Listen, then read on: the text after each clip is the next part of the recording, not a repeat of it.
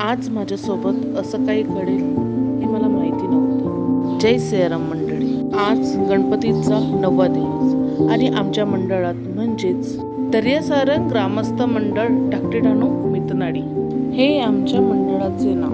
तर आज बाप्पांना 56 भोगांचं नैवेद्य देणार आहे. प्रत्येकाच्या घरी बाप्पांसाठी आज काही ना काही तर बनणारच आहे. तसं तर मी पण काहीतरी बनवणार आहे, पण हे मी आता नाही, तुम्हाला मी पुढच्या व्हिडिओत सांगणार आहे. तर मग येणारे व्हिडिओ पाहायला विसरू नका.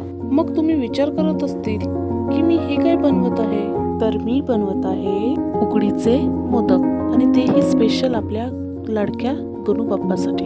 की झालं असं मंडळी की आज मी गणपती बाप्पांना मोदकाचं नैवेद्य देणार होते, आणि तेही कसं, बाप्पांना नुसते उकडीचे मोदक नाही तर मला जास्वंदाचे द्यायचे होते.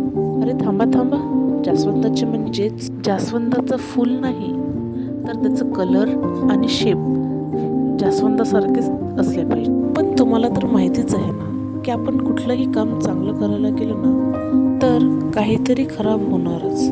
तसं आज माझ्यासोबत झालं. आज मी जास्वंदीचे मोदक करायला गेले आणि झालं असं की ते माझ्या हाताने वाढलेच नाही. मग आली मी माझ्या लायकीवर, घेतला हातात मोदकाचा साचा आणि लागली मोदक करायला. ते जे तुम्हाला 4 मोठे मोठे मोदक दिसत आहेत ना, त्यांच्याकडे तुम्ही अजिबात बघू नका, कारण मला खूप घाई झाली होती आणि मंदिरात आरती सुद्धा झाली होती.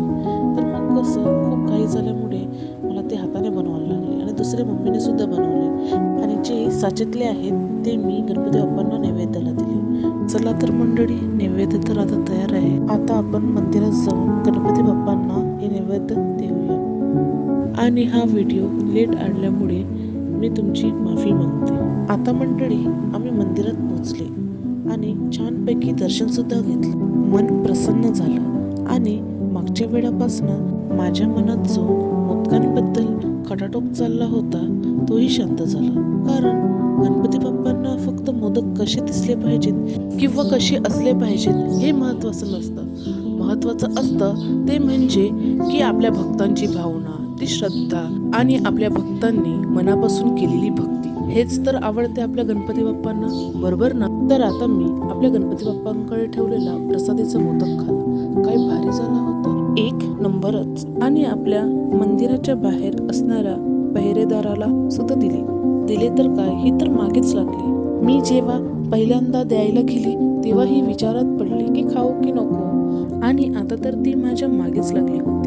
जिथे जिथे मी जात होती तिथे तिथे ती मोदक मागण्यासाठी येत होती. खरंच सुरुवात ही कशीही असो, पण शेवटी मन समाधानी झालं. आज मला असं वाटलं की जे मी बाप्पांसाठी नैवेद्य अर्पण केलं होतं त्याचा स्वीकार सुद्धा आज बाप्पांनी केला आहे. अरे थांबा, हा शेवट नाही मिळत. येणारे व्हिडिओ पाहायला विसरू नका व लाईक आणि सबस्क्राईब करायला सुद्धा विसरू नका. तोपर्यंत बाय बाय.